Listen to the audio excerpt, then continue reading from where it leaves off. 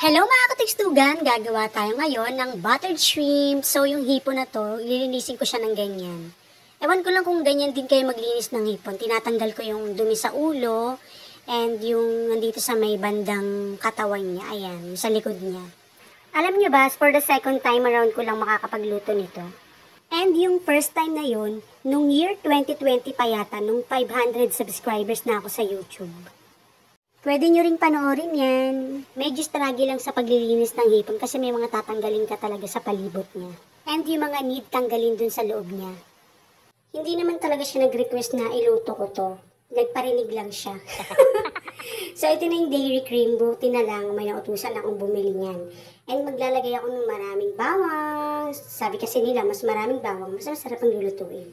Ewan ko ba, isa ako dun sa mga hindi mahilig dito sa hipon. Kasi nung bata kami, hindi madalas nagluluto nito si mama. Hindi talaga. Bakit mama? Dahil ba mahal? Comment ka ma. Pero may mga kapatid naman ako na mahilig dito. Katulad ng sister ko na si Sis Julie. Tsaka si Sis Eunice yun. Mahihilig sila. Pero ako ewan ko ba, hindi man lang ako nagkikrave dito. Pero pagka meron naman, kumakain naman ako. Hindi ganun karami yung kinakain ko. Pero kumakain ako at least, diba? Aminin nyo, di ba, ang hirap mag-isip ng ulam everyday. Sa umaga, tanghali, gabi, di ba? So, buti na lang, bumili kami ng chopper ng garlic. So, dyan ko nadudurugin yung mga bawang since kailangan minced garlic yung gagamitin natin sa ating buttered shrimp. Ang mga niluluto kasi ni Mama, nilaga, sinigang, kaldereta, mechado, basta hindi siya nagluluto nitong buttered shrimp. So, nakakatikim lang kami nito kapag bibili sa tindahan or may nagbibigay, ganun. At syempre, pag may mga kainan sa labas, ganun, nakakatikim kami nito. Mas maganda nga palang gumamit ng patis sa pagluluto. Mas malinamnam, di ba?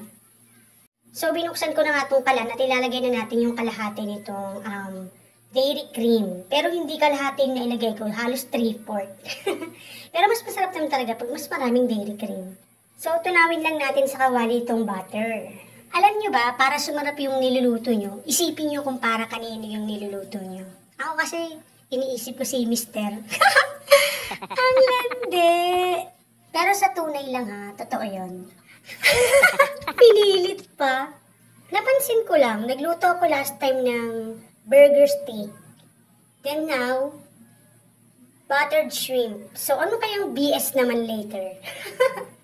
Bangus steak, ano pa ba? Barbecue steak.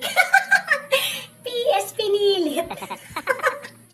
Comment nga kayo kung ano pang BS nag-start yung ulam. Tapos iluluto ko, ganun. So, ayan, nilagay ko na nga yung minced garlic.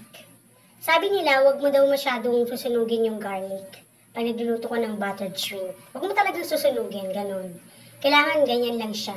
Hindi siya mag-brown, hindi siya mag-iitim, ganun. Tapos ayan, palabasin mo lang yung aroma. Ang bango-bango na talaga niya. So ayan, ilalagay ko na nga yung ating shrimp. Mekos-mekos na natin yun dyan, ganun. Nakakatawa lang kasi sabi namin ni Mr. Diet na kami. Hindi na naman matutuloy. Totoo nga yung sinasabi nila na kapag magda-diet ka, huwag mong sasabihin, gawin mo na lang. Sa totoo lang kasi, yung pagda-diet, depende yan sa ulam. Diba? Kaya kung gusto mong mag-diet, mag-ulam ka ng tuyo, itlog, ganon. Pero kung malakas ka talaga kumain, wala ka na magagawa dyan, tataba ka talaga. Parang kami lang. Naglagay na rin ako ng paminta, saka ng patis. Lurins, ano ba? Baka naman.